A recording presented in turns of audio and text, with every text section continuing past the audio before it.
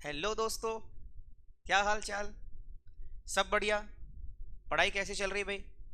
एकदम मस्त। पढ़ाई मस्त नहीं चल रही है तो पढ़ाई मस्त चलनी चाहिए। ठीक है।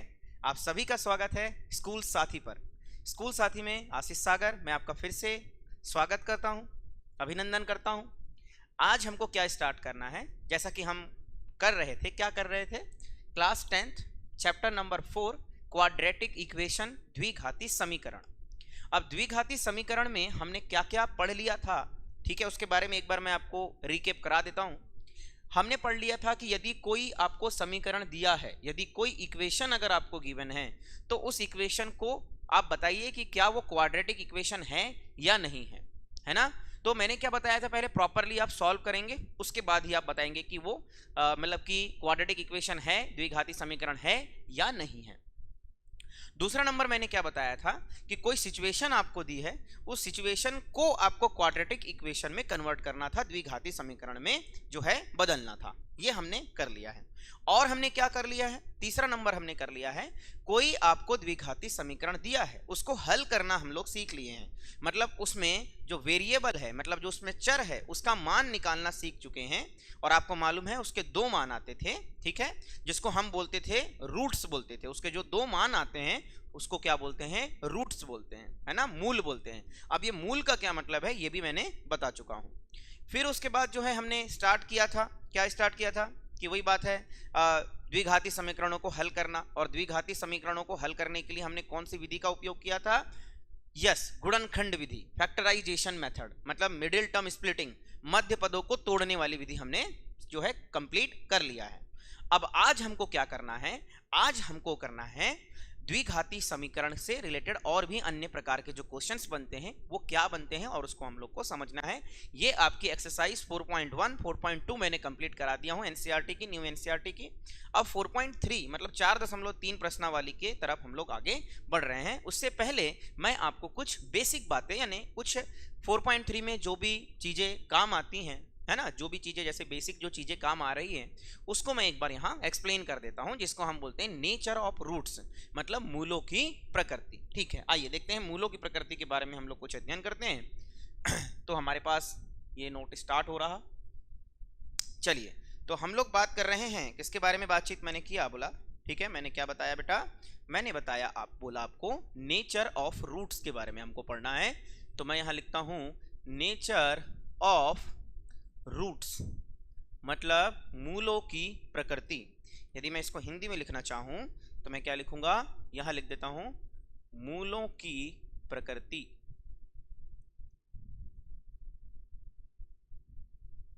ठीक है, मूलों की प्रकृति क्या मतलब है भैया इसका, आइए इसको समझते हैं, इससे रिलेटेड हमारे एग्जाम में क्वेश्चन आता है।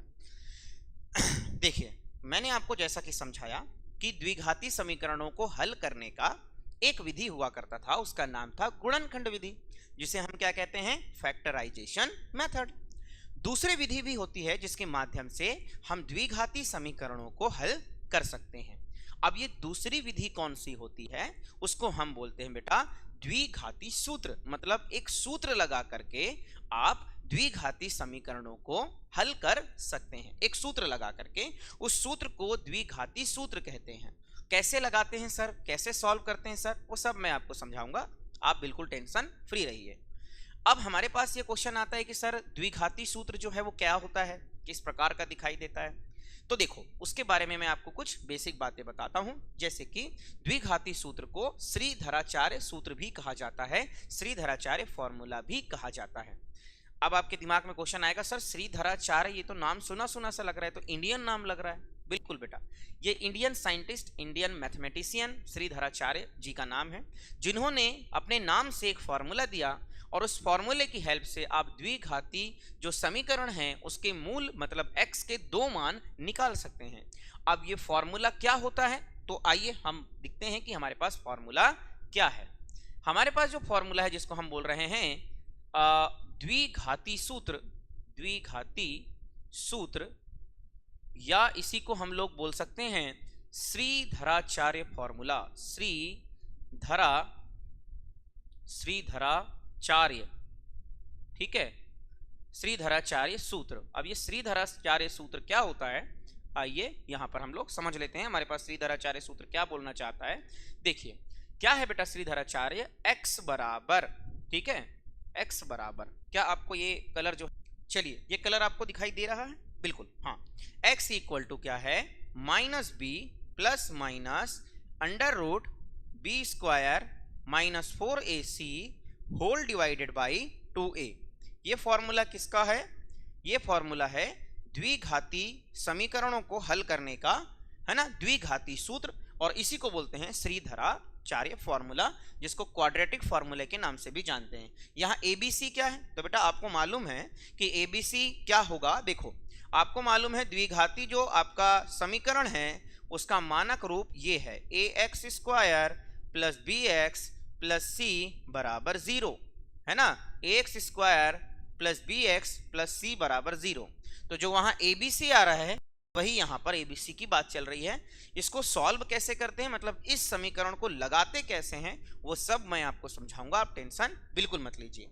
देखिए यहां पर एक टर्म आ रहा है बेटा, ठीक है, यहां पर एक टर्म आ रहा है, क्या टर्म आ रहा है यहाँ पर, बी स्क्वायर माइनस 4ac। तो चलिए मैं इसको एक काम करता हूँ, अगली स्लाइड में लेकर के चलता हूँ कि यहाँ पर जो बी स्क्वायर माइनस 4ac आ रहा है, ठीक है, चलो एक बार फॉर्मूला और लिख देता हूँ, minus B plus minus under root के अंदर B square minus 4ac whole divided by 2a, ठीक है, होल डिवाइडेड बाई 2a, ये फॉर्मूला हमारे पास आ रहा है। अब यहां पर जो बी स्क्वायर माइनस 4ac है बेटा, इसका वैल्यू यदि पॉजिटिव हुआ, मतलब कि 0 से बड़ा हुआ, है ना, तो अगर इसका वैल्यू 0 से बड़ा हुआ इसका मतलब अंडर रूट के अंदर जो नंबर है वो 0 से बड़ा आएगा, इसका मतलब वो जो संख्या आएगी वो वास्तविक संख्या होगी, ठीक है। और अगर बी स्क्वायर माइनस 4ac का मान जो है वो 0 के बराबर ही आ गया, तो वो तो पूरा का पूरा जो है वो 0 हो जाएगा, मतलब अंडर रूट के अंदर 0 मतलब अंडर रूट हट जाएगा, सीधी सी बात। लेकिन अगर बी स्क्वायर माइनस 4ac का जो मान है यदि वो नेगेटिव आ रहा है, अगर हम इक्वेशन को सॉल्व करें तो, ठीक है, अभी हम इक्वेशन को सॉल्व करते हैं, वो सब समझाऊंगा मैं कि कैसे सॉल्व करते हैं। तो यदि बी स्क्वायर माइनस 4ac का मान नेगेटिव में आ रहा है, इसका मतलब अंडर रूट के अंदर जो लिखा हुआ संख्या है वो नेगेटिव में आएगा। और मैंने आपको पहले समझाया हूं चैप्टर नंबर 1 में, अंडर रूट के अंदर अगर कोई संख्या नेगेटिव में आ रही है इसका मतलब वो कौन सी संख्या है, इमेजिनरी नंबर, काल्पनिक नंबर। इसका मतलब हमारा जो आंसर आएगा वो काल्पनिक होगा, मतलब वास्तविक नहीं होगा। तो सीधी सी बात है बेटा, क्या क्या बोला देखो, मैं एक बार यहां पर आपको क्लियर करा देता हूं कि मैंने कौन कौन सी बातें यहां पर अभी आपसे किया। देखिए पहली कंडीशन मैं क्या बोल रहा हूं, पहली कंडीशन जो है वो मैं क्या बोल रहा हूं, ध्यान से देखिए। फर्स्ट कंडीशन हमारे पास ये है कि यदि बी स्क्वायर माइनस 4ac का जो मान है वो 0 से बड़ा है, 0 से बड़ा है इसका मतलब जो मान है वो पॉजिटिव है, ठीक है, पॉजिटिव है। तो अगर इसका मान पॉजिटिव है तो अंडर रूट के अंदर जो संख्या आएगी वो पॉजिटिव होगी, और हमारे पास जो आंसर आएगा x का, जिसको हम मूल बोलेंगे, वो वास्तविक मूल होंगे। तो मतलब क्या होगा, जो x का आपका मान आएगा वो आएगा माइनस बी प्लस माइनस, तो एक बार हमको मालूम है अंडर रूट के अंदर हम जो है एक बार प्लस लेते हैं, तो ये प्लस एक बार लिए हमने डिवाइडेड बाई 2, ठीक है, और एंड x के दो मान आते हैं आपको जैसा कि मालूम है, ठीक है, एक बार मैंने प्लस साइन लिया, एक बार मैंने माइनस साइन लिया, तो हमारे पास दो, ये देखो ये मूल आ गए, है ना, और इस मूल को अपन क्या कहते हैं कि वास्तविक मूल हम इसको कहेंगे। दो मूल हमारे पास आ रहे हैं क्योंकि यहाँ पे जो बी स्क्वायर माइनस 4ac है इसका मान धनात्मक में आ रहा है, और अंडर रूट के अंदर अगर धनात्मक संख्या है इसका मतलब वो वास्तविक संख्या है, मतलब आपके वास्तविक जो है मूल आएंगे। और कितने मूल होंगे बेटा, एक और एक दो मूल होंगे। तो आप क्या लिखोगे, अतः, है ना, दो वास्तविक व भिन्न मूल होंगे, भिन्न मतलब अलग अलग, भिन्न मूल होंगे, ठीक है, दो वास्तविक व भिन्न मूल होंगे। देखो वास्तविक संख्या आ रही है मतलब वास्तविक मूल होंगे, भिन्न मतलब इसका मान और इसका मान अलग अलग होगा, इसलिए मैंने भिन्न लिख दिया, अलग अलग मान।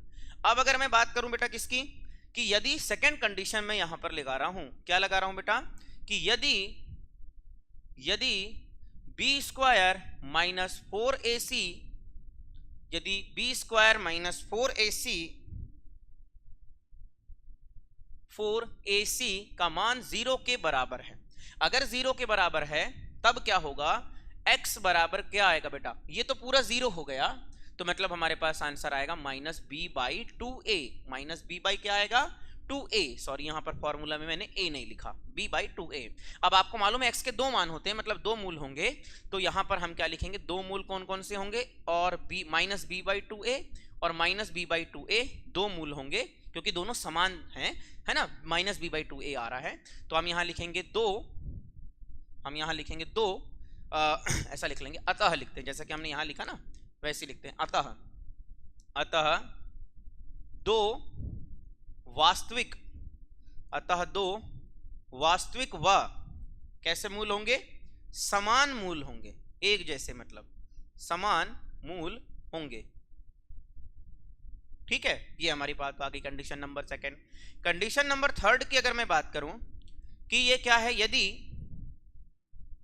बी स्क्वायर माइनस 4ac का मान 0 से छोटा है, इसका मतलब जो आंसर है आपका नेगेटिव में आ रहा है।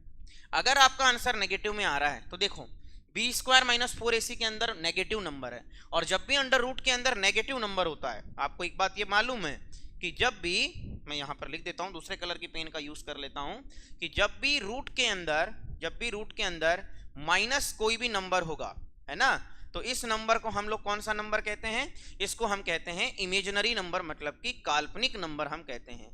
काल्पनिक नंबर मतलब काल्पनिक संख्या कहते हैं, और अगर संख्या काल्पनिक होगी तो सीधी सी बात है ये पूरा आंसर जो है वो काल्पनिक आएगा। मतलब हम क्या बोलेंगे यहाँ पर, अतः ऐसा कभी भी होता है तो हम क्या लिखेंगे, मतलब कि कोई वास्तविक मूल नहीं मिलेगा, मतलब अवास्तविक मूल होगा, तो हम लिखेंगे अतः, सीधी सी बात है हम लिखते हैं अतः कोई मूल, अतः कोई मूल नहीं होंगे, कोई मूल नहीं होंगे।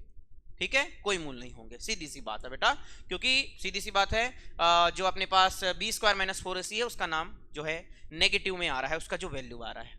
अब देखो बेटा आप क्या कर रहे हैं, बी स्क्वायर माइनस 4ac का वैल्यू देख करके, बी स्क्वायर माइनस 4ac का वैल्यू देख करके आप बता दे रहे हैं कि वे वास्तविक व भिन्न मूल होंगे, व आप क्या बता दे रहे हैं, वो वास्तविक और समान मूल होंगे, और आप बता दे रहे हैं कि कोई मूल नहीं होगा। इसका मतलब बी स्क्वायर माइनस 4ac का वैल्यू देख करके आप बता दे रहे हैं कि कोई द्विघाती समीकरण जो है वो द्विघाती समीकरण के वास्तविक मूल होंगे, भिन्न मूल होंगे, या वास्तविक होंगे, समान होंगे, या काल्पनिक होंगे। इसका मतलब आप किसी भी द्विघाती समीकरण को क्या कर दे रहे हैं, किसी भी द्विघाती समीकरण का मतलब एक तरीके से डिसाइड कर दे रहे हैं उसके बारे में। क्या डिसाइड कर दे रहे हैं कि उसके मूल कैसे होंगे, तो डिसाइड कर दे रहे हैं। इसलिए इस वर्ड मतलब जो बी स्क्वायर माइनस 4ac जो फॉर्मूला है उस फॉर्मूले को अपन बोलते हैं डिस्क्रिमिनेंट, क्योंकि वह द्विघाती समीकरण का को डिसाइड कर रहा है। क्या डिसाइड कर रहा है कि उसके मूल कैसे होंगे।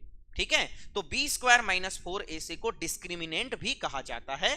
तो मैं यहां लिखता हूं अतः, क्योंकि वह बेटा द्विघाती समीकरण के मूलों को क्या कर रहा है, डिसाइड कर रहा है। अच्छा एक बात और समझिए कि जैसा कि यहां बोल रहा है कि भैया वास्तविक व भिन्न मूल, मूल का क्या मतलब है, अगर आपको कोई पूछे कि क्या मूल का मतलब है तो सीधी सी बात आप याद रखिए, द्विघाती समीकरण में जो चर है x है या y कुछ भी हो सकता है, उसका एक तरीके से मान आ रहा है। इसका मतलब आप द्विघाती समीकरण को जब आप हल करेंगे तो x का मान आने को ही हम उसके मूल कहते हैं।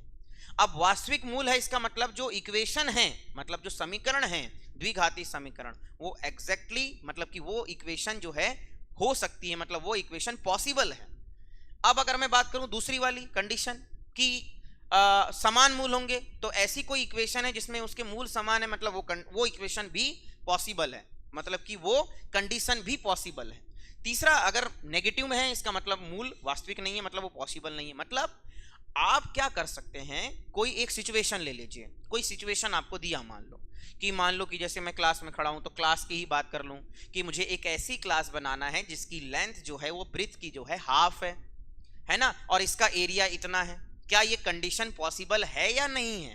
तो आप क्या करोगे, सबसे पहले द्विघाती समीकरण बनाओगे, और द्विघाती समीकरण बनाने के बाद आप ये देखोगे उसका डी निकालोगे, डिस्क्रिमिनेंट मतलब डिसाइड करने वाला, और डिस्क्रिमिनेंट को हिंदी में कहते हैं विविक्त कर, कहते हैं विविक्त कर। ठीक है, तो आप उसका विविक्त कर मतलब डिस्क्रिमिनेंट निकालेंगे, और अगर डिस्क्रिमिनेंट का वैल्यू 0 से बड़ा आ गया, 0 से छोटा आ गया, 0 के बराबर आ गया तो आप बता दोगे। अगर 0 से बड़ा आ रहा है तो आप बोलोगे यस ये कंडीशन पॉसिबल है, 0 के बराबर आ रहा है तो भी बोलोगे कंडीशन पॉसिबल है, और 0 से छोटा आ रहा है तो आप बोल दोगे, नेगेटिव में आंसर आ रहा है तो बोलोगे ये कंडीशन पॉसिबल ही नहीं है। मतलब इस प्रकार का कोई भी जो है क्लासरूम बनाना इम्पॉसिबल है, जैसे मैंने जो अभी आपको एग्जांपल बताया।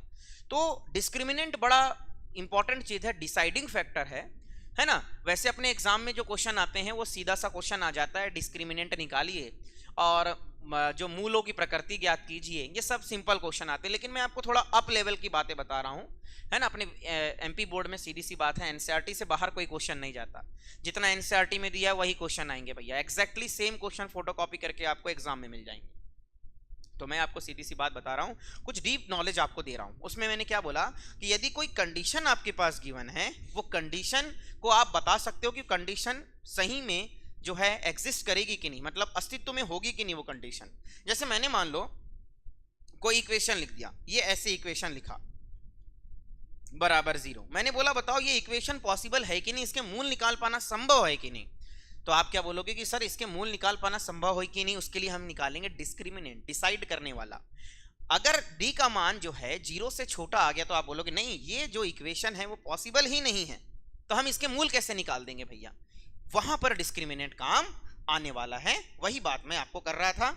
अब जितनी भी बात मैंने अभी किया एक बार फिर समझाऊंगा सारी चीजों को, आप टेंशन मत लीजिए।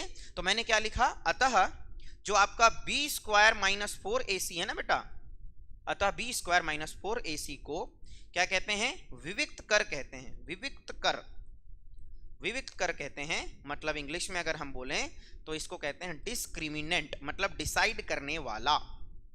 ठीक है, डिस्क्रिमिनेंट, डिस्क्रिमिनेंट कहते हैं। ठीक है बेटा, और उसको हम जो है डिस्क्रिमिनेंट का d ले लेते हैं, डिस्क्रिमिनेंट का d ले लिए, इसका मतलब हम इसको d से डिनोट करते हैं। इसका मतलब हमारे पास d बराबर क्या आ जाएगा, b स्क्वायर माइनस 4ac। इसका मतलब d का हमारे पास जो आंसर है वो क्या आएगा, b स्क्वायर माइनस 4ac। ये हमारे पास आंसर आ गया b स्क्वायर माइनस 4ac। एक ये याद रखिए, ठीक है। और दूसरी बात आप ये याद रखिए कि भैया हमारे जो समीकरण है उसके मूल क्या होंगे। ठीक है, इसको डब्बे में बंद नहीं करते, इसको भी नहीं करते, बस ये बात याद रखिएगा। चलिए, तो ये जो सारी चीजें मैंने अभी आपको समझाया, ये थोड़ा सा टफ लग रहा होगा कि यार ये सर, लग रहा होगा कि यार इतनी सारी चीज हमको याद करना पड़ेगा क्या सर, मतलब ये सारी चीजें हमको रटना पड़ेगा क्या सर। कुछ नहीं, आप बिल्कुल टेंशन मत लीजिए, मैं आपके साथ हूं। आपको क्या करना है, अगली स्लाइड में मैं जितना बता रहा हूं उतना याद रख लो, काम खत्म। अपने एमपी बोर्ड में उतना ही आएगा, उससे ज्यादा नहीं आएगा।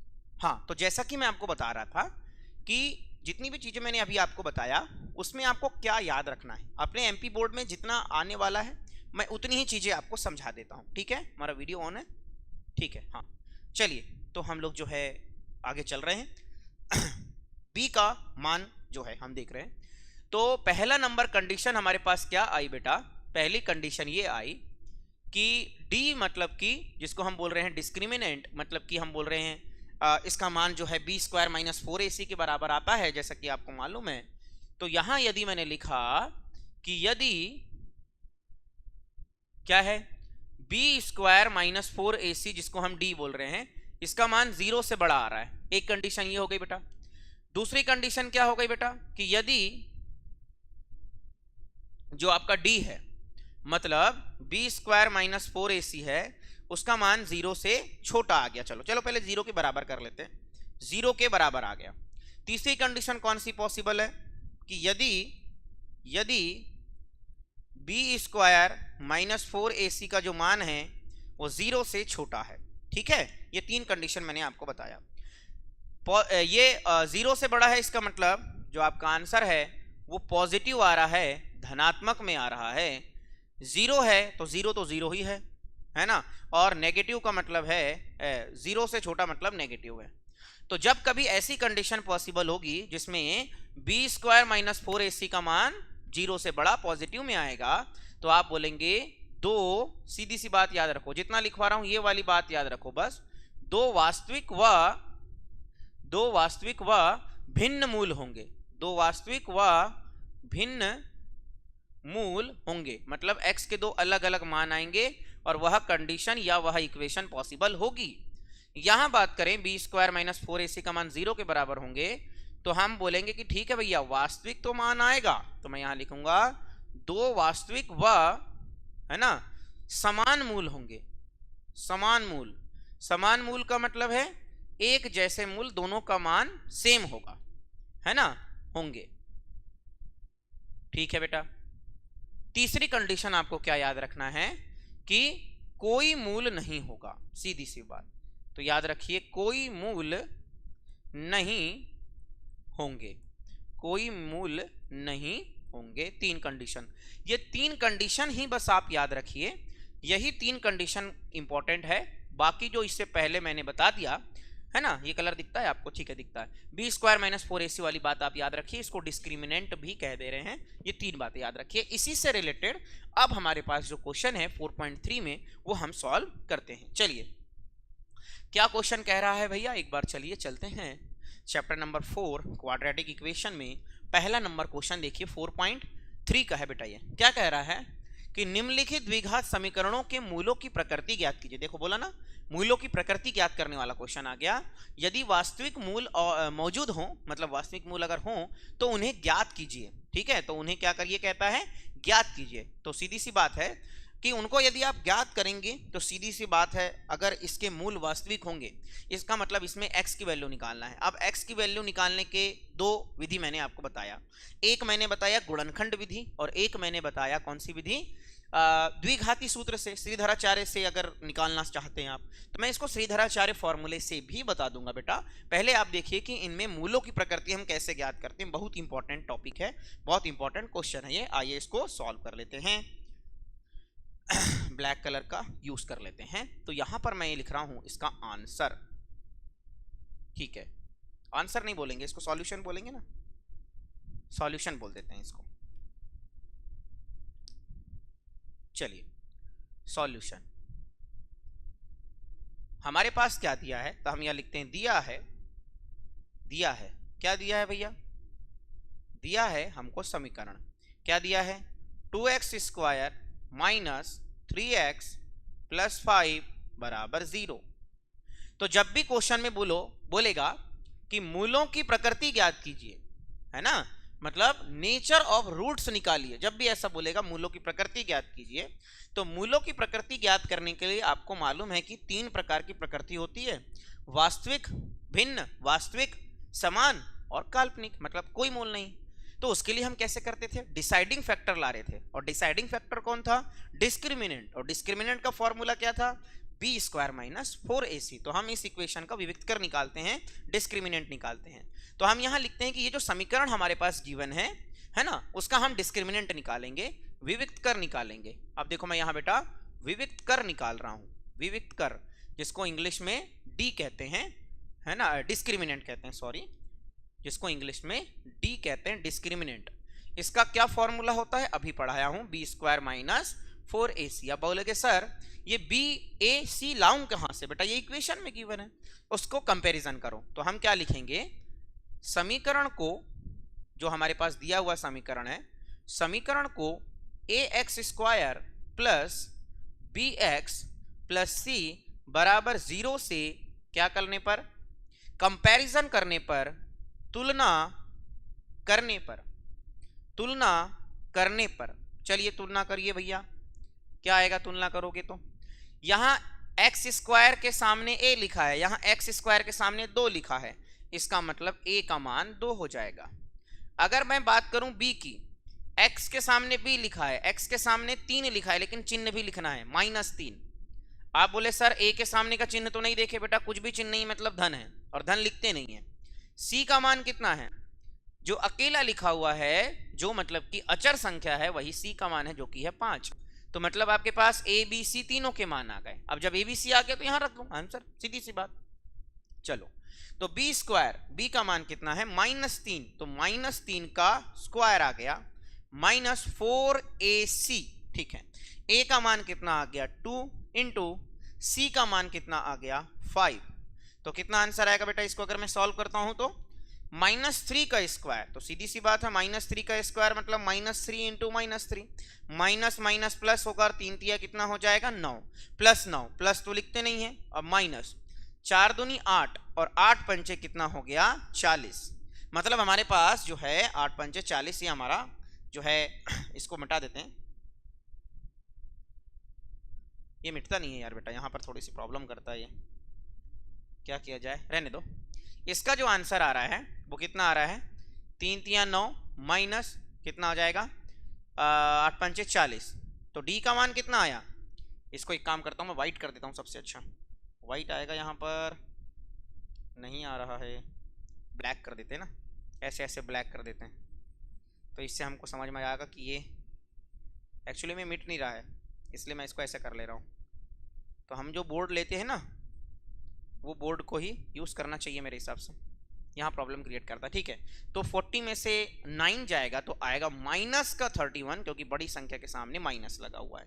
तो आप देख रहे हैं डी का मान आ गया माइनस का 31। अब आप बताइए डी का मान माइनस में आया है, तो मैंने आपको अभी जो है बताया था कि यदि यहाँ पर हम लिखते हैं यहाँ, ठीक है, ये कलर नहीं दिख रहा होगा, इसको मिटा देता हूँ, मैं ब्लैक कलर ही लेता हूँ, हाँ यदि या रेड ले लेते हैं, ठीक, कि यहाँ जो है यहाँ क्या है कि d का जो मान है वो 0 से छोटा है, क्योंकि नेगेटिव में आंसर आया है, d का मान 0 से छोटा है, मतलब हम क्या लिखेंगे, अतः जो समीकरण है, अतः समीकरण के है ना कोई मूल नहीं होंगे, कोई मूल नहीं होंगे, अभी मैंने आपको बताया कोई मूल नहीं होंगे। इसका मतलब ये है कि हमारे पास जो ये इक्वेशन है, ये इक्वेशन एग्जिस्ट ही नहीं करेगी, मतलब कि ये द्विघाती समीकरण नहीं है और इसका आंसर नहीं आएगा, एक्स का कोई वैल्यू ही नहीं आएगा, कोई वास्तविक मान नहीं आएगा, काल्पनिक मान आएगा भैया, सीधी सी बात है। ठीक है, तो ये हमारा जो है आंसर हो गया। क्या बोल रहा है, निम्नलिखित द्विघात समीकरण के मूलों की प्रकृति ज्ञात कर दी है, मूलों की प्रकृति हमने ज्ञात कर दी है कि समीकरण के कोई मूल नहीं होंगे, और यदि वास्तविक मूल हैं तो वास्तविक मूल तो नहीं है इसमें, सीधी सी बात है, तो उन्हें ज्ञात करो। तो ज्ञात कैसे करोगे जब वास्तविक ही नहीं है, तो इस क्वेश्चन का आंसर यहीं तक है। चलिए, इतनी बात सबको समझ में आ गई बेटा कि जैसे कोई इक्वेशन दी है तो उसका डिस्क्रिमिनेंट हम कैसे निकालते हैं, विविक्त कर हम कैसे निकालते हैं, इस प्रकार से हम लोग निकाल लेते हैं। बात सबको समझ में आ गई। चलिए अगला सवाल करते हैं। क्या बोल रहा है, निम्नलिखित द्विघात समीकरणों के मूलों की प्रकृति ज्ञात कीजिए, यदि वास्तविक मूल मौजूद हो तो उन्हें ज्ञात कीजिए, वास्तविक मूल अगर होंगे तो उन्हें हल करना है। चलिए यहाँ हल करते हैं, सेम वैसे ही क्वेश्चन है जैसा भी हमने हल किया था, तो मैं यहाँ पर हल लिख रहा हूँ। ठीक है, हमारे पास क्या दिया है, तो इक्वेशन में डायरेक्ट लिख रहा हूँ, 2x² माइनस क्या होगा बेटा 6x प्लस का 3 बराबर 0। ठीक है, इस समीकरण को क्या करेंगे, ax² plus bx plus c बराबर 0 से तुलना करेंगे, तब हमारे पास x का मान क्या आएगा, मतलब सॉरी a का मान जो आएगा वो आएगा 2, b का मान कितना आएगा -6 और c का मान कितना आएगा 3, है ना। अब हम क्या निकालेंगे, विविक्त कर निकालेंगे। विविक्त कर मतलब कि डिस्क्रिमिनेंट, जो कि डिसाइड करेगा मूलों की प्रकृति क्या होगी। चलो मूलों की प्रकृति निकालते हैं। इससे पहले मैंने ये वाला क्वेश्चन इसी वैरायटी का सेम क्वेश्चन करा चुका हूं, इसलिए मैं थोड़ा आपको इसको जल्दी बता दे रहा हूं।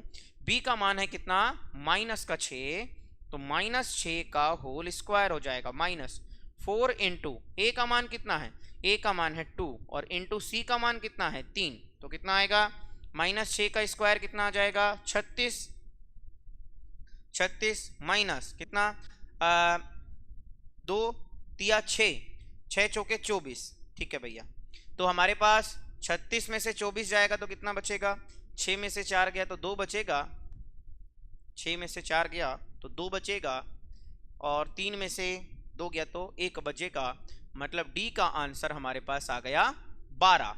और जब डी का आंसर 12 आ गया तो यहाँ लिखेंगे चूंकि, या ऐसा लिखते हैं यहाँ, है ना, इस समीकरण में डी का जो मान है वो 0 से बड़ा है, मतलब जो डी का आंसर है वो पॉजिटिव है, 0 से बड़ा मतलब पॉजिटिव, देखो यहाँ कुछ नहीं मतलब पॉजिटिव चिन्ह है, और डी का मान अगर 0 से बड़ा है तो आप क्या बोलोगे कि अतः जो आपके मूल हैं, अतः मूल वास्तविक होंगे, अतः मूल वास्तविक व भिन्न होंगे बेटा। वास्तविक व भिन्न मतलब वास्तविक और अलग अलग होंगे, व भिन्न होंगे। अब वास्तविक मूल भिन्न होंगे, ठीक है भैया, ये तो हमको मालूम हो गया। अब इसकी वैल्यू कैसे निकालेंगे? तो सीधी सी बात है, आप इसकी वैल्यू निकालेंगे जैसे मैंने आपको क्या बताया था। यदि आपको इक्वेशन में प्रॉपरली बोले कि आप इसको द्विघाती सूत्र से करिए तो आप द्विघाती सूत्र से करिएगा। यदि क्वेश्चन में बोले गुणनखंड विधि से हल करिए, फैक्टराइजेशन मेथड से सॉल्व करिए, तो फैक्टराइजेशन से सॉल्व करेगा। यदि क्वेश्चन में आपको बोल दिया, कुछ नहीं बोल रहा है, मान लो ना तो फैक्टराइजेशन बोल रहा है, ना ही गुणनखंड बोल रहा है, और ना ही आपको ये बोल रहा है कि आप सॉल्व करिए किससे, द्विघाती सूत्र से, तो आपकी जो मर्जी उससे सॉल्व करिए। अब देखिए बेटा, मैंने आपको गुणनखंड विधि से हल करना सिखा दिया हूं फैक्टराइजेशन मेथड से।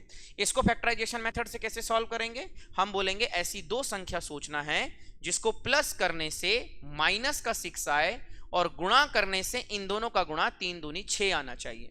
ये बात तो मैंने आपको पहले ही बता चुका हूं, लेकिन अब मैं आपको ये बात नहीं बताऊंगा, ठीक है। मतलब ये गुणनखंड विधि से मैं अब हल नहीं करवाऊंगा, तो मैं अब कौन सी विधि से हल करने वाला हूं? सीधी सी बात है, जो नहीं सिखाया हूं वो सिखाऊंगा मैं आपको, द्विघाती सूत्र से। तो हम यहां लिखेंगे द्विघाती सूत्र का उपयोग करेंगे। तो हम यहां लिखते हैं द्विघाती सूत्र से, ठीक है। द्विघाती सूत्र से हम x मतलब की मूल निकालेंगे। तो x का मान क्या है? x का मतलब फॉर्मूला क्या है? Minus B plus minus under root B square minus 4ac divided by 2a, ठीक है बेटा। अब देखो माइनस बी, ठीक है, माइनस बी का मान कितना है? माइनस 6 है, तो b का मान minus 6 plus minus under root of, अब देखो बेटा बी स्क्वायर माइनस 4ac का मान तो हमने सॉल्व करके निकाल लिए, देखो कितना आ रहा है? 12, तो इसको अंडर रूट के अंदर रख दो 12 divided by 2a, 2 into a का मान कितना है? 2, 2 दूनी 4 हो जाएगा। इनको हल करेंगे तो x का मान आएगा minus minus plus 6 plus minus under root 12 का। यदि आप अंडर रूट निकालेंगे मतलब 12 को अगर आप सॉल्व करेंगे तो क्या आएगा? देखिए मैं यहां पर चलता हूं, थोड़ा सा आपको यहां बता देता हूं। अरे यार ये मिट तो नहीं गया, ठीक है। तो क्या आंसर आया था? देखो हमारे पास क्या आंसर आया था, इसको अपन आगे चल रहे हैं। क्या आया था? डी का मान हमारे पास आया था, है ना। क्या आया था? x बराबर माइनस बी, है ना। तो 6 आया था plus minus under root B की जगह 12 और 2 दूनी कितना आया था? 4, नीचे पे 4 आया था, ठीक है। अब बेटा आपको मालूम है कि आपको 12 का को सॉल्व करना है तो 12 का क्या निकालना पड़ेगा आपको जी, ठीक है, फैक्टर निकालने पड़ेंगे। तो 2 छक्के 12, 2 तिया 6 और 3 एकम 3, ये गुणनखंड निकाल लिए। इन दोनों का पेयर बन गया तो बेटा वो करनी के बाहर आ जाएगा। इसका मतलब x का मान आएगा 6 प्लस माइनस करनी के अंदर कितना आएगा? 2 करनी 3 बटे में कितना हो जाएगा? 4, ठीक है। ये 3 करनी के अंदर रह गया, 2 का पेयर बन गया तो बाहर आ गया। अब हम क्या करेंगे? धन चिन्ह लेने पर 2 आंसर आते हैं। आपको जैसा कि मालूम है कि जैसे ही आप द्विघाती समीकरण को हल करते हैं तो उसके मूल मतलब x का जो आंसर है वो 2 आता है, 2 आंसर आता है। तो यहां पर हमारे पास 2 आंसर आएगा। तो हम यहां लिखेंगे धन चिन्ह लेने पर, धन चिन्ह लेने पर। तो धन चिन्ह लोगे तो क्या आएगा? केवल धन को अभी आप लिखोगे, केवल धन को कंसीडर करोगे तो x का मान आ जाएगा x बराबर 6, केवल आप लिखोगे धन 2 करनी 3 बटा 4। अब बेटा इसको और आगे सॉल्व कर सकते हैं क्या? बिल्कुल कर सकते हैं। यहाँ 2 है और यहाँ 6 है तो 2 के पहाड़े में 6 आता है, 2 कॉमन आ जाएगा, अंदर बचेगा 3, धन 2 तो बाहर आ गया, 3 करनी 3 बटे में कितना हो जाएगा? 4। यहाँ कैसे हुआ देखो, 2 का गुणा 3 से 2 तिया 6, 2 बाहर आ गया है तो यहाँ कुछ नहीं है मतलब 1 है बेटा। 2 का गुणा 1 से होगा तो 2 एकम 2 हो जाएगा, सीधी सी बात है। अब ये 2 एकम 2, 2 दूनी 4 इससे कट जाएगा तो x का मान क्या आएगा? x का मान आएगा 3 धन करनी 3 बटे में 2, ये आपके x का मान आ गया। इस प्रकार से आपके हमारे पास x का मान मिल गया, ठीक है। क्या आया भैया x का मान? x का मान आया, इसको थोड़ा सा यहाँ पे सॉल्व कर लेते हैं। x का मान ये आ गया, एक आ गया x का मान। अब दूसरा मान हम लोग को निकालना है। दूसरा मान क्या है बेटा? चलिए देखते हैं भैया दूसरा मान क्या आ रहा है।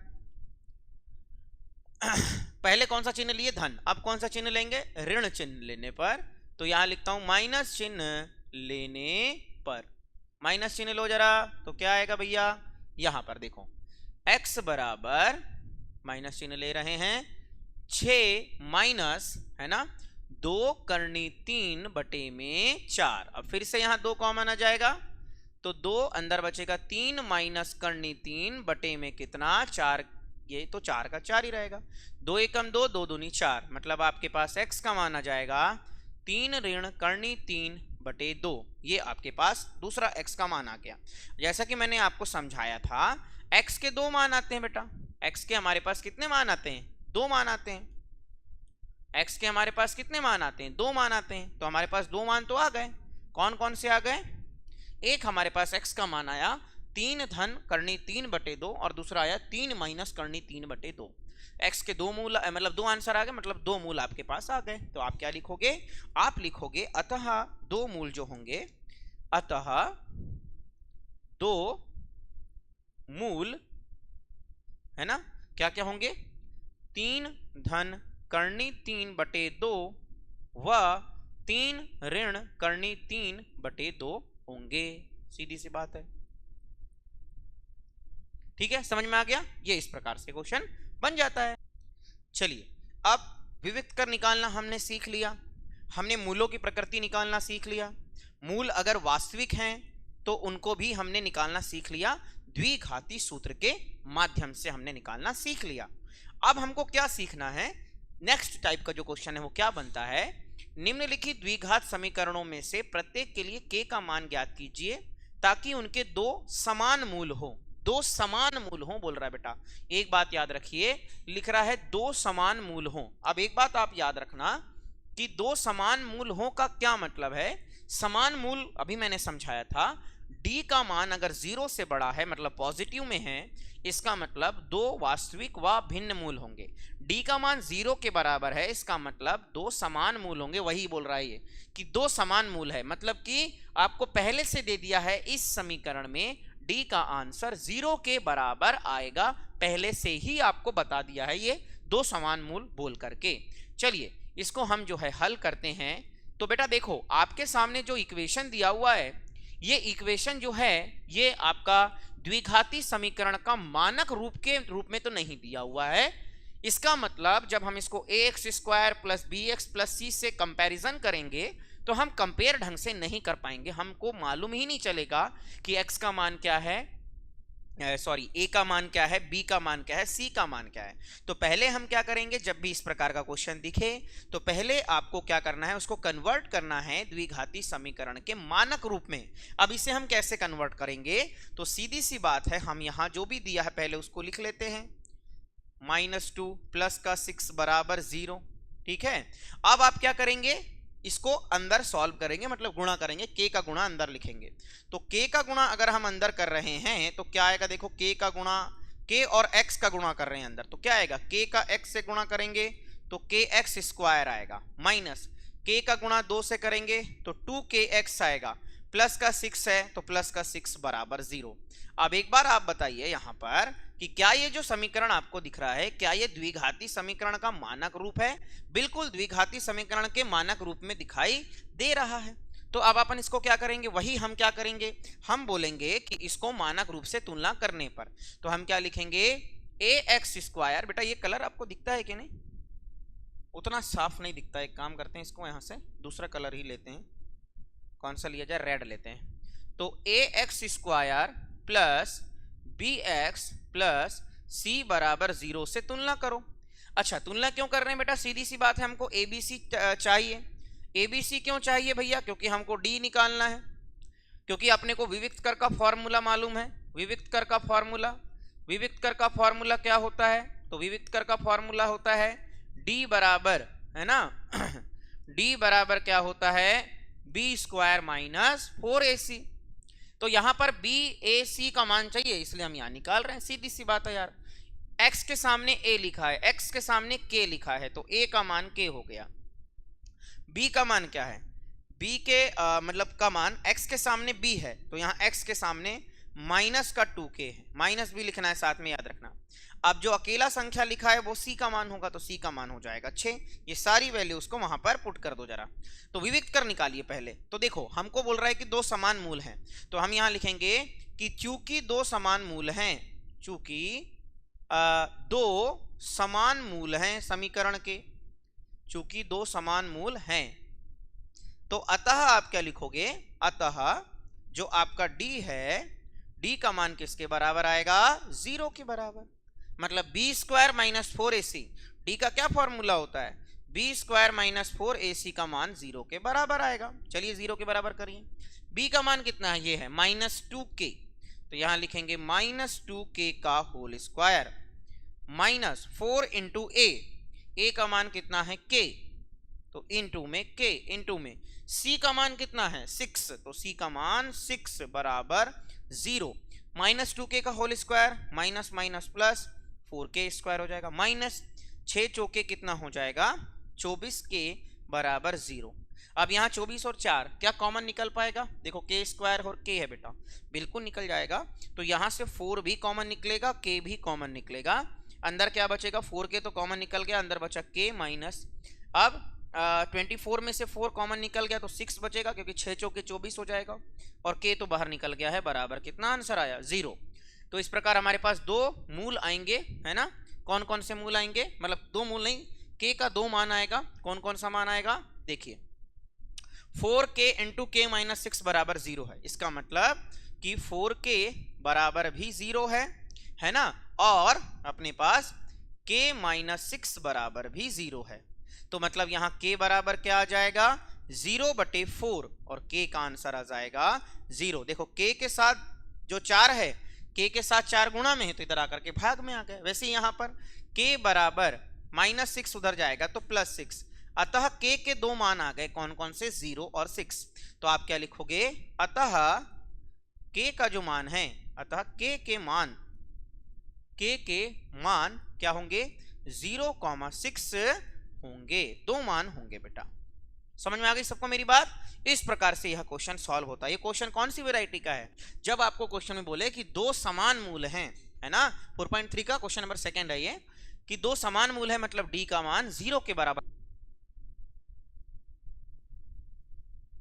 चलिए अब नेक्स्ट जो है टॉपिक स्टार्ट करते हैं। अभी तक हमने क्या क्या किया, हमने विविक्तकर का मान निकाला, d का मान 0 से बड़ा होगा, d का मान 0 से छोटा होगा, d का मान 0 के बराबर होगा, तो क्या क्या कंडीशन होंगी। उसको डिस्क्रिमिनेंट क्यों बोलते थे, क्योंकि वो डिसाइड करता था कि जो आपका द्विघाती समीकरण है वो वास्तविक मूल देगा या नहीं देगा, है ना, मतलब उसका हल जो होगा वो होगा या नहीं होगा। तो मतलब आप द्विघाती समीकरण को देख करके, मतलब उसका d का वैल्यू निकाल करके आप बता सकते थे कि जो d का वैल्यू निकाल करके आप क्या बता सकते थे कि जो समीकरण है वो संभव है कि नहीं। वास्तविक मूल है तो संभव है, समीकरण संभव होगा या नहीं, अगर काल्पनिक है तो समीकरण संभव नहीं होगा। उसी में हमको अब नेक्स्ट वैरायटी का क्वेश्चन बोल रहा है। क्वेश्चन में क्या है, एक थ्योरेटिकल क्वेश्चन है, मतलब कि आपको वर्ड फॉर्म में दिया हुआ है, शब्दों के रूप में दिया है। आपको क्या करना है, पहले ये जो भी आपको कंडीशन दी है, परिस्थिति दी है, उसकी द्विघाती समीकरण बनाना है, और ये चेक करना है कि क्या वो द्विघाती समीकरण संभव है या नहीं। यदि वो द्विघाती समीकरण संभव है, मतलब कि यदि उसके मूल वास्तविक हैं, तो इसका मतलब वह कंडीशन फुलफिल होगी। और यदि वह जो है कंडीशन फुलफिल नहीं होगी, मतलब d का मान जो है वो नेगेटिव में आ जाएगा, इसका मतलब वो परिस्थिति संभव नहीं है। मतलब क्या बोल रहा हूं मैं, ये क्वेश्चन को एक बार समझो फिर समझ में आ जाएगा। क्या एक आयताकार आम के बगीचे की रचना करना संभव है, बोल रहा है क्या आयताकार आम के बगीचे की रचना करना संभव है क्या, जिसकी लंबाई उसकी चौड़ाई से दुगुनी है, जिसकी जो लंबाई है उसकी चौड़ाई से दोगुनी है, और उसका क्षेत्रफल 800 वर्ग मीटर है। ठीक है बेटा, इंग्लिश में बोल रहा है कि is it possible to design a rectangular park, rectangular mango grove whose length is twice its breadth and the area is 800 metre square. If so, यदि होगा, फाइंड लेंथ एंड ब्रीथ, उसका लेंथ और breadth find करना है। चलो अब question में क्या कह रहा है, हमको इसको लेकर के द्विघाती समीकरण बनाना है, और द्विघाती समीकरण बना करके ये चेक करना है कि वो द्विघाती समीकरण संभव होगी कि नहीं। क्योंकि अगर वो द्विघाती समीकरण संभव होगी, इसका मतलब एक कंडीशन संभव होगी, वही बात है। तो कैसे करते हैं, उसके लिए सीधी बात है, डी निकालते हैं। डी निकालने के लिए आपको क्या चाहिए, द्विघाती समीकरण। द्विघाती समीकरण कैसे निकालेंगे, तो इसको अपन सॉल्व करते हैं। देखो क्वेश्चन में कह रहा है कि आम के बगीचे की रचना की करना संभव है क्या जिसकी लंबाई उसकी चौड़ाई से दोगुनी हो। लंबाई चौड़ाई से दोगुनी हो। अब मान लो कि लंबाई जो है वो चौड़ाई से दोगुनी हो, तो सीधी सी बात है कि ना तो हमको चौड़ाई मालूम कि चौड़ाई कितनी होगी। अब भैया जब आपको चौड़ाई ही नहीं मालूम तो लंबाई को दुगना कैसे देख लोगे यार। तो सीधा सा मतलब है कि मैथमेटिक्स में जो चीजें मालूम नहीं होती उसको एक्स मान लेते हैं। तो हम क्या करेंगे, हम यहाँ हल करते हैं। हल में क्या करेंगे बेटा, लिखेंगे कि माना कि जो आपका आयताकार आम का बगीचा है उसकी लंबाई, उसकी पहले चौड़ाई मान लेते हैं, उसी का दुगना लंबाई हो जाएगा। कि माना कि जो चौड़ाई है, माना कि आयताकार आम के बगीचे, आम के बाग है, तो बाग लिख रहा है तो बाग लिख दिया। आम के बाग की चौड़ाई है ना, आम के बाग की चौड़ाई कितनी है बेटा, x। अब यहां मीटर में दिया है तो यहां मीटर ही लिख रहा हूं, x मीटर है ना। तब प्रश्नानुसार मतलब प्रश्न के अनुसार, तब प्रश्नानुसार जो आपका आयताकार आम के बाग की है ना लंबाई क्या होगी, आयताकार बाग की लंबाई क्या होगी। तो क्या क्वेश्चन में बोला है कि जो लंबाई है चौड़ाई से 2 गुना है, चौड़ाई x है तो लंबाई इसकी 2 गुनी होगी, मतलब 2x मीटर होगी। सीधी सी बात है। अच्छा अब आगे क्या करना है, क्वेश्चन में कह रहा है उसका क्षेत्रफल इतना दिया है। ठीक है बेटा, अब हम लिखते हैं कि हम जानते हैं, हम यहां लिखेंगे कि हम जानते हैं, क्या जानते हैं बेटा, कि आयताकार बाग का क्षेत्रफल। तो हम यहां लिखेंगे आयताकार आम के बाग का क्षेत्रफल, आम के बाग का क्षेत्रफल है ना, उसका सूत्र आप जानते हैं, और जो कि दिया हुआ है आपको क्वेश्चन में 800 वर्ग मीटर दिया हुआ है। ठीक है, मतलब 800 मीटर के ऊपर ऐसे वर्ग लगा हुआ है। अब बेटा आयत का क्षेत्रफल आप जानते हैं, आयत का क्षेत्रफल होता है लंबाई गुणा चौड़ाई, लंबाई गुणा चौड़ाई। इसका मान कितना है 800। ठीक है, लंबाई का मान कितना है भैया 2x, चौड़ाई का मान कितना है x, बराबर कितना है 800। इनको हल करो, x और 2x को हल करोगे तो हो जाएगा 2x स्क्वायर, 800 इधर आएगा तो माइनस का 800 बराबर 0, तो बराबर 0। देखिए ये हमारे पास एक क्या बन गई, द्विघाती समीकरण बन गई, क्योंकि इसमें जो आपका अचर है उसकी अधिकतम घात 2 है। ठीक है, तो मैंने जैसा कि आपको बताया था कि ax square plus bx plus c, जिसमें b 0 हो सकता है, जैसे यहाँ b 0 है, देखो x का कोई टर्म ही नहीं है, x का कोई पद ही नहीं है, तो b 0 हो सकता है, लेकिन a 0 नहीं होगा, a 0 नहीं है। ये हमारे पास कंडीशन आ गई। अब बोल रहा है कि यह संभव है कि नहीं, तो आपको क्या मालूम है कि जब भी ऐसा पूछे कि यह संभव है कि नहीं, आप निकालिए विविक्त कर, तो इसका विविक्त कर निकालिए। तो हम निकालते हैं विविक्त कर, मतलब जिसको हम क्या कहते हैं हिंदी में विविक्त कर ही कहते हैं, इंग्लिश में कहते हैं डिस्क्रिमिनेंट। तो डिस्क्रिमिनेंट निकालेंगे तो डी का आंसर क्या है, मतलब फॉर्मूला क्या है, बी स्क्वायर माइनस 4ac। अब a और b का मान यहां से निकालिए जरा, a b c का। तो यदि मैं इस समीकरण को x square plus bx plus c बराबर 0 से तुलना करता हूं, तब मेरे पास a का मान क्या आता है, a बराबर क्या होगा, x स्क्वायर के जो सामने लिखा है, x स्क्वायर के सामने 2 लिखा है, b का मान क्या है, x के सामने जो लिखा है, x तो यहाँ है ही नहीं भैया, x है ही नहीं, इसका मतलब b का मान 0 है। और जो कांस्टेंट है, मतलब कि जो आपका अचर है, जो अकेला लिखा हुआ है संख्या, वो है -800, ये आ गया आपका।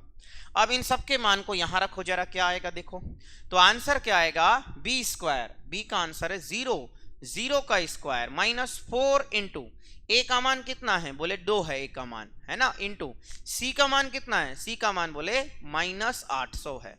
इनको हल करो बेटा, कितना आएगा, 0 स्क्वायर 0 आएगा, ये माइनस माइनस प्लस हो जाएगा, ये कितना हो जाएगा 4 दूनी 8 और 8 8 8 अटैया 64, 6400 आंसर आएगा। ठीक है, तो मतलब जो d का मान है, d का मान कितना आ गया, 6400 आ गया d का मान। अब बताओ क्या d का मान 0 से बड़ा है, तो हम यहां लिखेंगे कि यहां जो है आपका जो d का मान है वो 0 से बड़ा है, मतलब आंसर धनात्मक में आया है। तो अतः आप क्या लिखोगे, आपको यह लिखोगे कि यह आयताकार बाग की रचना करना संभव है। अतः आयताकार आम के बाग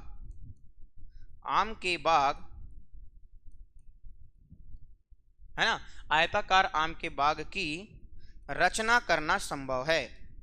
क्यों रचना करना संभव है? क्योंकि जब भी डी का मान रचना करना संभव है ना बेटा। रचना करना संभव क्यों है? क्योंकि जब भी डी का मान 0 से बड़ा आ रहा है या 0 के बराबर भी आ रहा है तो वो जो आपकी इक्वेशन है वो कैसी होगी? वो इक्वेशन हमारी संभव होगी।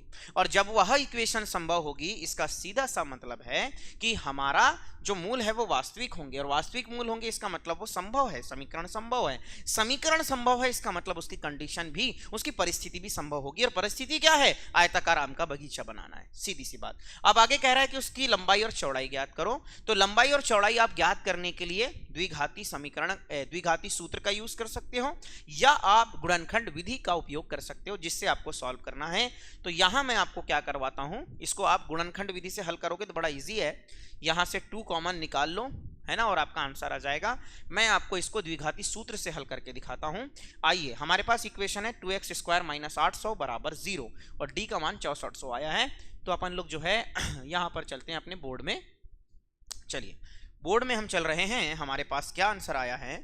हमारे पास आया है इक्वेशन 2x स्क्वायर, इस कलर की पेन से नहीं लिखते, इससे लिखते हैं। क्या आया है बेटा? 2x स्क्वायर माइनस 800 बराबर 0। ठीक है, इसको द्विघाती सूत्र से हल करते हैं। तो हम यहां लिखते हैं द्विघाती सूत्र से अपन लोग x का मान निकालेंगे, और अगर x का मान आ जाएगा तो लंबाई चौड़ाई आ जाएगी। x बराबर क्या होगा? Minus B plus minus under root क्या, b square minus 4ac divided by 2a। ठीक है, अब बी स्क्वायर, बी का मान कितना है? तो यहां दिख रहा है बी का मान तो है ही नहीं, तो वो तो 0 है बेटा, plus minus B square minus 4ac। और अभी मैंने बी स्क्वायर माइनस 4ac मतलब डी का मान निकाला हूं, और डी का मान आया है 6400 डिवाइडेड बाई 6400 आया है डिवाइडेड बाई 2a। अच्छा, 2 इंटू a का मान कितना है? 2, यहां दिख रहा है 2 दूनी 4 हो जाएगा, 2 गुणा 2। ठीक है, तो प्लस माइनस यहां हो जाएगा, प्लस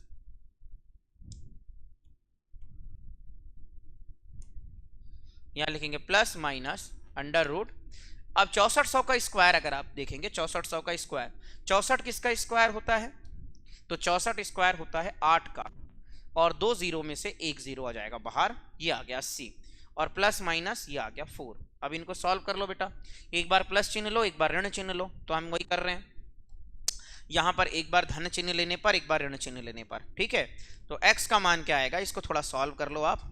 4 दूनी 8 और ये 0, तो x का मान आ गया प्लस माइनस 20। अब एक बात बताइए, प्लस माइनस 20 x का मान आया, और x हम किसको माने थे? आयताकार बाग की चौड़ाई को हमने x माने थे। अब क्या बताइए, मैंने आपको कल भी बताया था, पहले भी वीडियो में बताया हूं कि कभी भी, है ना, कोई भी आपका जो है शेप हो, कोई भी आकार हो, त्रिभुज हो, चतुर्भुज हो, कुछ भी हो, उसकी लंबाई कभी नेगेटिव नहीं आ सकती, चौड़ाई कभी नेगेटिव नहीं आ सकती, मतलब उसमें उसका क्षेत्रफल कभी नेगेटिव में नहीं आ सकता, मतलब जो मान है वो नेगेटिव में नहीं आ सकते, क्योंकि सीधी सी बात है बेटा, वो मान जो है वो लंबाई है ना, लंबाइयां हैं या चौड़ाई है, नेगेटिव में कैसे आ जाएगी भैया? सीधी सी बात है। तो हम यहाँ केवल पॉजिटिव साइन ही कंसीडर करेंगे, मतलब x का वैल्यू 20 ही लेंगे। अतः आपके पास x का मान जो है, x का मान 20 आ जाएगा, 20 मीटर। अब बेटा x का मान 20 मीटर आ गया, मतलब, है ना, तो यहां पर अपने पास जो आयताकार बाग है उसकी चौड़ाई जो है, जो कि हमने माने थे x, कितना मीटर आ गया? 20 मीटर। वह उसकी जो लंबाई है ना, लंबाई कितना बोला है? लंबाई बोला है 2x, और 2x बोला है तो 2 गुणा x, मतलब आंसर आ जाएगा 40 मीटर, है ना। ये आपका आंसर आ गया। बात समझ में आ गई बेटा सभी बच्चों को? क्लियर हो गई बातें? ठीक है ना। चलिए।